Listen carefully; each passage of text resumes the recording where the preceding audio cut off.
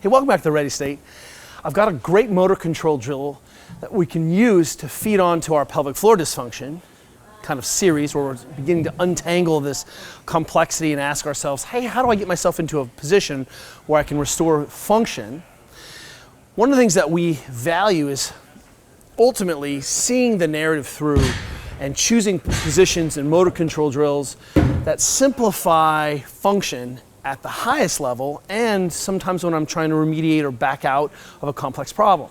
So one of the things that we are always talking about is trying to create a better relationship between pelvis and femur, trying to create better stability, better rotational kinematics from the femur into the hip, right? And so one of the reasons we choose a foot straighter position, for example, is that this allows us to create better rotation. So here's the drill. If you stand with your feet straight and try to screw your hips into the ground from the hip, just trying to create as much rotation as you can test this and we can actually see how much rotation you have access to the femur. Go ahead and turn your feet out and see how much rotation you have. And what you'll see is that as you move that hip towards more end range, in terms of it's moving externally in the hip socket, you'll see that you have less access to the musculature and the soft tissue function that allows you to create an active rotation. So what we end up relying on is a little bit more some of the passive structures of the system to create stability. And one of the things that we notice is in this position, one of the ways that the body will create stability is by dumping the pelvis over. So one of the reasons we choose a foot straighter shape, right, where I have some relative freedom, is that we see a better active relationship between femur and pelvis, which, as we know, is one of the keys that we think about when we're talking about restoring pelvic floor health and function of the lower pelvis. So one of the ways that we can begin to get the system turned back on, of course, is to restore rotation, work on generating positions where I naturally have the fascia winding up, the musculature, and I can have a choice to create as much stiffness as I need for the task. So a great motor control drill then is to put one of these Mark Bell slingshots on or a hip circle on, and then what we're going to do is we're going to do some long lever control. So I've just got a simple band here, and all I'm going to do, put this in a position where it's not choking me out, there we go. And all I'm going to do is work on some hinging. So the idea here is I'm going to use this hip in an isometric position, and then I'm going to move the pelvis on the femur.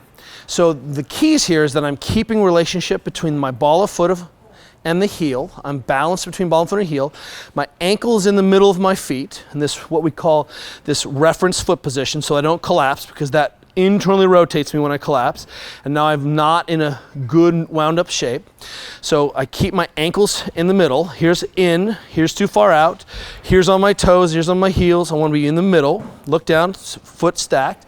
And then we come back to this two-handed rule. So I squeeze my butt here, and with this little bit of load through my spine, you can see how if I relax and default, I've lost that position. My belly sticks out, and if I try to Kegel here, it turns off a little bit. If I come back into this neutral or braced position, less effective than neutral, or less brace is a more organized is a better position than braced.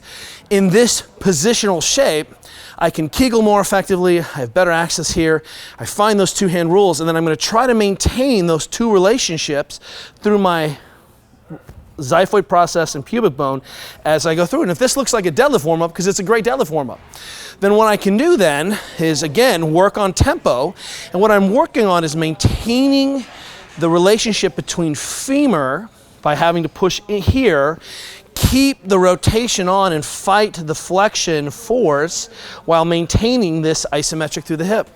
Then if I want to be clever, I can turn my feet out and say, hey, can I maintain that moving towards a less effective range? Can I do that in a staggered position?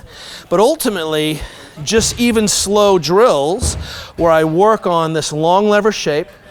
When I do choose long lever because it's harder to control the femur here. Shorter lever would be a squat, and it's easier to control the rotation in the femur in a short lever position.